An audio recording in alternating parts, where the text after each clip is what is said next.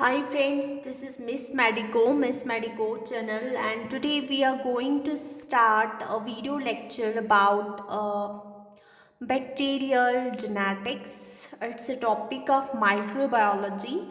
If you like my videos, please subscribe my channel, press the bell icon so that you will receive notifications of my coming videos. So we are going to start it. As you know that prokaryotes have it rough as they do not engage in sexual union with other bacteria. Actually, they undergo gene replication, forming an exact copy of their genome, and then they split into two, forming, by binary fission. Cells of higher organisms, as we know, eukaryotes, contribute a set of gametes they have, which they have received from their parents. So, thus they ensure the genetic diversity. So today, in this video lecture, we are going to study how the sexless creatures, we can talk about bacteria, how the sexless creatures undergo genetic change necessary for survival to ensure the diversity. We are going to study the mechanisms actually.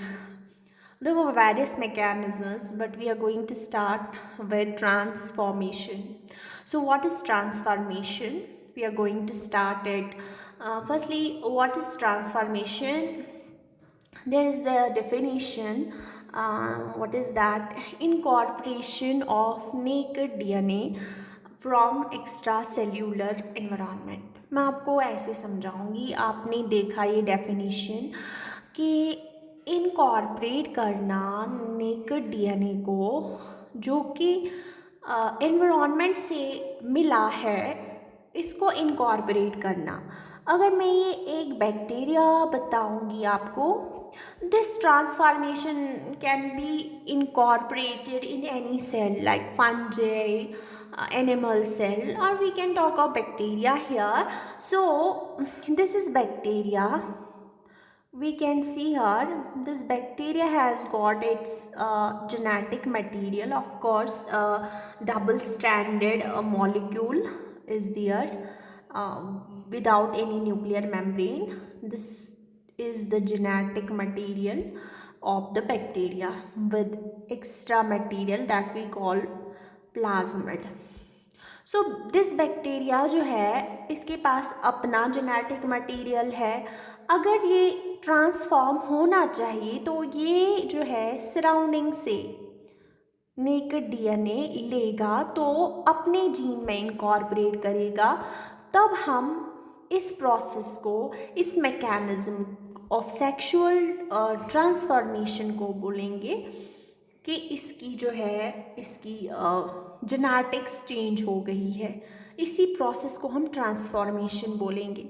ये bacteria जो है, ये take for example other bacteria जो है, इसकी lysis हो गई, ये डेथ हो गई इसकी, तो इसका जो जेनेटिक मटेरियल रिलीज हो गया होगा वो नेकेड होगा. और फिर वो सलाहियत होगी एक बैक्टीरिया में, वो कॉम्पिटेंस होगा, इस बैक्टीरिया इस जेनेटिक मटेरियल को टेक ऑफ करेगा फ्रॉम द एनवायरनमेंट. इसको हम बोलेंगे transformation. There's another definition here: genetic alteration of a cell resulting from introduction, uptake, and expression of foreign genetic material DNA in molecular biology. In molecular biology हम transformation तब कहेंगे जब एक bacteria में, जब एक सेल में अल्ट्रेशन आएगी, जब एक सेल में के जीन में अल्ट्रेशन आएगी, जब एक सेल की डीएनए में अल्ट्रेशन आएगी बाय द अपटेक. पहले ये अपटेक करेगा, इंट्रोड्यूस करेगा इस जीन को. मैं जीन यहाँ पे बताऊँगी आपको रेड से. ये जीन जो है अपटेक होने के बाद अपने या तो प्लाज्मिड में इसको अपटेक करेगा या तो मेन डीएनए में ये अपटेक होगा. And then expression of those characters in molecular biology, it's called transformation. So naked DNA fragments from one bacteria released during cell lysis bind to the cell wall of another bacterium, the recipient bacteria must be competent. मैंने कहा ना ये competent होना चाहिए, which means competent का मतलब होता है it has structures on its cell wall that can bind the DNA. इसमें ये structures होने चाहिए that can bind that incoming DNA and take up that DNA intracellularly. That process we call transformation. Means कोई भी bacteria naked DNA fragments लेगा एक bacteria से, जब इस बैक्टीरिया की लिसिस होगी या डेथ होगी और जो रेसिपिएंट बैक्टीरिया जिसमें ये डालना होगा, जो ये टेक अप करेगा, दैट शुड बी कॉम्पिटेंट, यानी कि उसके सेल वॉल पे ऐसे रेसेप्टर्स होने चाहिए जो इस डीएनए को टेक ऑफ करे और then they can be taken intracellularly and then they can be added with the main genetic material and then they are expressed, that we call transformation. So transformation is nothing but it's an incorporation of naked DNA from the extracellular environment. The recipient bacteria must be competent. What is competent? It means the bacteria has got the structures on its cell wall that can bind the DNA and take it intracellularly, that we call the competent. और जो recipient competent bacteria होते हैं they are usually of same species as the donor. ये same species होते हैं, जो recipient होता है वो सेम स्पीशीज के होने चाहिए एज द डोनर, ये देखा गया है. ठीक हो गया. तो अब ट्रांसफॉर्मेशन की हिस्ट्री देखेंगे. Famous example of this type of exchange is the experiment conducted by Frederick Griffith in 1928. 1928 में क्या हुआ, इस ट्रांसफॉर्मेशन को स्टडी करने के लिए एक साइंटिस्ट आया और जिसको हम फ्रेडरिक ग्रिफ्थ बोलते हैं. और या इस एग्जाम्पल को अच्छे से समझने के लिए हम लोग इसी की एग्जाम्पल को स्टडी करेंगे. किसकी? फ्रेडरिक ग्रिफ्थ की. इसने कहा, इसने एक बैक्टीरिया लिया और उसकी दो स्पीशीज़ ली और ट्रांसफॉर्म किया एक बैक्टीरिया को दूसरे बैक्टीरिया में. He transforms the non pathogenic pneumococcus bacteria. कौन से बैक्टीरिया इस फ्रेडरिक ग्रिफ्थ ने ली? Pneumococcus bacteria. और इसकी जो नॉन पैथोजेनिक स्ट्रेन है उसको ट्रांसफॉर्म किया, यानी इसको टेक ऑफ कराया डीएनए और इसको चेंज किया इनटू विरुलेंट वैरायटी में. कैसे किया? इसने मिक्स किया by mixing them with heat killed pathogenic bacteria. मतलब नॉन पैथोजेनिक को विरुलेंट वैरायटी में चेंज किया जब इसने नॉन पैथोजेनिक को मिक्स किया with heat killed pathogenic bacteria के साथ. ये किया फ्रेडरिक ग्रिफ्थ ने. अगेन मैं जो ट्रांसफॉर्मेशन प्रोसेस है उसको फेमस एग्जाम्पल से समझाती हूँ. जो फेमस एग्जाम्पल 1928 में फ्रेडरिक ग्रिफ्थ ने कंडक्ट की. फ्रेडरिक ग्रिफ्थ ने नॉन पैथोजेनिक जो कि डिजीज़ नहीं करते थे नीमोकोक्साई बैक्टीरिया को लिया और इनको ट्रांसफॉर्म किया विरुलेंट वैरायटी में. विरुलेंट वैरायटी में कैसे ट्रांसफ़र किया? इसने इन नॉन पैथोजेनिक नीमोकोक्साई को मिक्स किया विद पैथोजेनिक हीट किल्ड, लेकिन हीट किल्ड जो कि पैथोजेनिक बैक्टीरिया थे उनसे मिक्स किया और वो भी फिर पैथोजेनिक बन गए. ही यूज्ड स्ट्रेप्टोकोकस न्यूमोनी बैक्टीरिया. मैंने यहाँ पे फिगर में बनाया है नीमोकोक्साई, जिसको हम लोग स्ट्रेप्टोकोकस न्यूमोनिया भी बोलते हैं. अब हमें पता है स्ट्रेप्टोकोकस न्यूमोनिया जो है they are classified into many different types based on their cellular capsule. Capsule के बेसिस पे इन स्ट्रेप्टोकोकस नमूनिया को हम लोग क्लासिफाई करते हैं डिफरेंट टाइप्स में कैप्सूल के बेसिस पे। गिफ्ट ने क्या किया, स्मूथ एनकैप्सुलेटेड नीमोकोकाई को यूज़ किया विच कॉज, जो कि यहाँ पे बहुत ही वेरुलेंट थे, which cause virulent infections and death in mice. इसने क्या किया, हमें पता ही, use it the streptococcus pneumoniae bacteria which are classified into many types based on differences in their cellular capsule.